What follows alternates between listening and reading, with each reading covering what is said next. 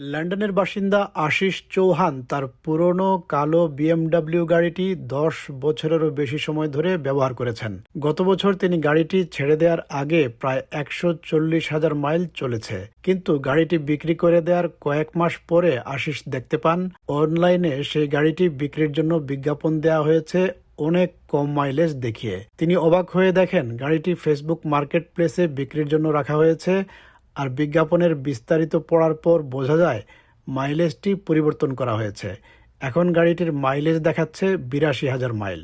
এই খবর আশিসকে চিন্তিত এবং হতবাক করে তোলে। তিনি বললেন, গাড়িটি এখন 82,000 মাইল দেখাচ্ছে, যা তার মালিকানায় থাকা অবস্থায় আসল মাইলেজের চেয়ে প্রায় 50,000 mile com. Found out the actual vehicle itself was for sale on Facebook Marketplace, and then when I read into the actual advert more, the mileage actually had been tampered with to what is now 82,000 miles. It did make me worry. The vehicle is now showing at 82,000 miles, which is about 50,000 miles less than when I actually had it in my possession. Mileage শুধু গাড়িতেই পরিবর্তন করা হয়নি, MOT রেকর্ডেও পরিবর্তন করা হয়েছে। 10 বছরের MOT হিস্ট্রিও মুছে ফেলা হয়েছে। When I saw online on the MOT check that the mileage had been tampered with and some of the old information removed, I was surprised and shocked.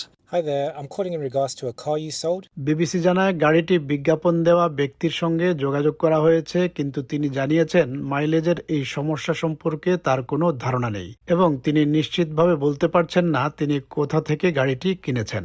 এই ঘটনা পুলিশের কাছে এবং ড্রাইভিং স্ট্যান্ডার্ডস এজেন্সি ডিভিএস এর কাছে report করা হয়েছে। DVS জানিয়েছে যারা এ ধরনের কর্মকাণ্ডে যুক্ত তাদের বিরুদ্ধে ব্যবস্থা নিতে তারা কখনো দ্বিধা করবে না। প্রয়োজনে এ ধরনের কেস অন্যান্য প্রসিকিউটিং অথরিটির কাছে পাঠানো হবে। এছাড়া গাড়ির মালিকদের বলা হয়েছে যদি তাদের এমওটি রেকর্ডে কোনো ভুল থাকে তাহলে তা gov.uk ওয়েবসাইটে গিয়ে রিপোর্ট করতে। এর প্রতিনিধি জো মরবিন বলেন, গাড়ি কেনার আগে তা ভালোভাবে পরীক্ষা করা অত্যন্ত জরুরি, না হলে পরে ক্রেতাদের বড় ধরনের আর্থিক ক্ষতির মুখোমুখি হতে পারে। তিনি ক্রেতাদের সতর্ক থাকার পরামর্শ দেন।